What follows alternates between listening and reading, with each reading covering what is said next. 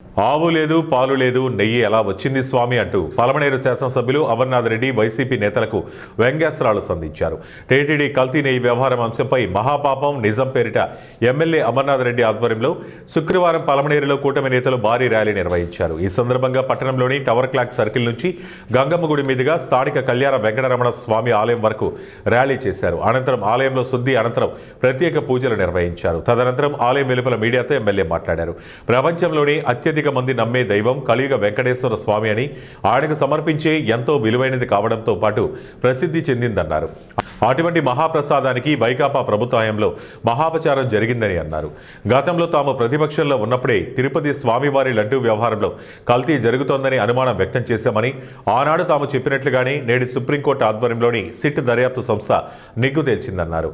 ఇప్పటి టీటీడీ పాలకవర్గం నిబంధనలకు పాత్ర వేసి పాల సేకరణే చేపట్టిన డొల్ల సంస్థకు నెయ్యి సరఫరా అనుమతులు ఇచ్చారన్నారు. కలియుగ దైవం వెంకటేశ్వర స్వామి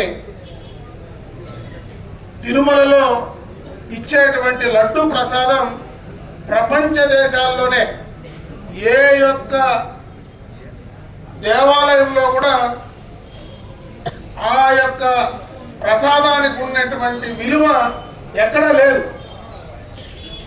దేశంలో నలుమూలలకు పోయినా, ప్రపంచంలో ఏ ప్రాంతానికి పోయినా తిరుమల లడ్డు కానీ మన చేతిలో తీసుకొని పోతే భగవంతుని చూసినట్టు ఆ దేవుని వద్ద రాలేకపోయినా ఆ ప్రసాదాన్ని తీసుకొని దైవంగా భావించి ఆ ప్రసాదాన్ని తీసుకునేటువంటి సందర్భాన్ని ఒకసారి గుర్తు చేస్తా ఉన్నా. అయితే అటువంటి మహాప్రసాదానికి మహా అపచారం జరిగినటువంటి సందర్భాన్ని ఒకసారి ఈ రాష్ట్ర ప్రజలందరూ కూడా తెలుసుకోవాల్సినటువంటి అవసరం ఉంది. ఎందుకంటే గతంలో 2019లో ప్రభుత్వం, వైసీపీ ప్రభుత్వం అధికారంలోకి